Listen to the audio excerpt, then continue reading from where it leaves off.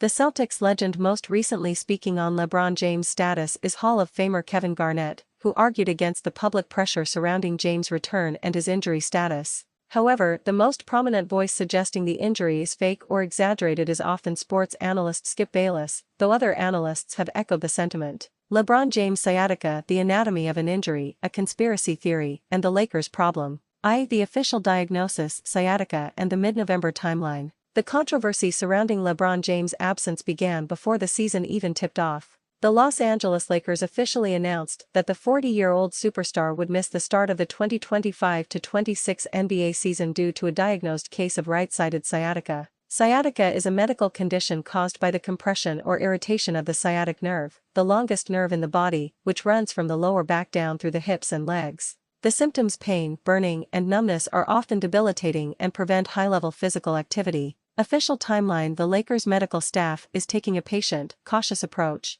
James was initially ruled out for at least 3 to 4 weeks and is scheduled for a re-evaluation in early to mid-November. The team's stated goal is for James to return completely healthy, not rushed, to ensure his availability for a potential deep playoff run. The context: this is James' 23rd season, and while he continues to produce elite statistics, managing his body, particularly his back, has become the paramount concern for the franchise. 2. The accusation: why analysts call the sciatica fake. The skepticism surrounding the injury largely stems from James' history of swift injury returns and the high-stakes drama currently surrounding the Lakers franchise. The Skip Bayless theory: pouting and rebellion. The most vocal critic has been veteran sports analyst Skip Bayless, who has repeatedly stated that James is pouting, rebelling, and faking or heavily exaggerating the injury for reasons beyond mere physical pain. Bayless's claims typically revolve around two key narratives: Luka Doncic's ascent. Bayless argues that the injury is a sciatica of the psyche because James is resentful that the franchise has fully embraced Luka Doncic as the new face of the team.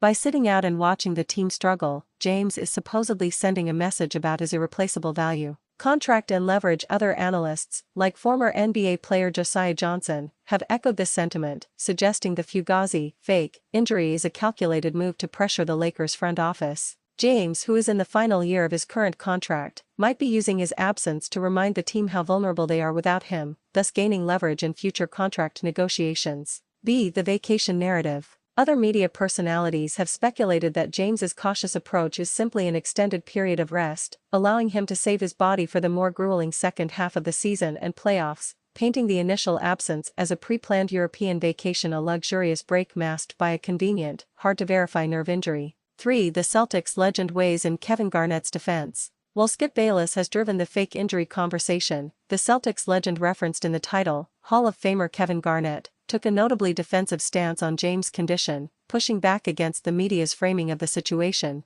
Garnett, a longtime rival of James and a 21-season veteran himself, essentially told critics to let the man play. The argument against pressure: Garnett acknowledged the reality of an aging body in the NBA, stating that at this stage of a career, every time an athlete steps onto the court, there is a risk of injury. He argued that James is being unfairly scrutinized simply because he is James. Prioritizing health over hype. Garnett's comments implied that forcing a premature return from a serious nerve issue like sciatica, which can lead to chronic pain, would be reckless. He implicitly supports the team's decision to prioritize James's long-term health, allowing him to return only when fully capable. Why not play? Garnett dismissed the retirement pressure and the conspiracy theories by saying, simply, if you still love playing and you're still getting paid to play, why not play until you can't? 4. The Lakers' problem: a star-driven shipwreck. Regardless of whether the injury is real or exaggerated, James's absence creates an immediate and undeniable problem for the Lakers: the burden on Doncic. With James out, the entire offensive pressure immediately shifts to Luka Doncic. While Doncic has been phenomenal starting the season with back-to-back 40-point games and setting a historic pace, it creates concern about burnout, especially after the team relied heavily on him in the previous season.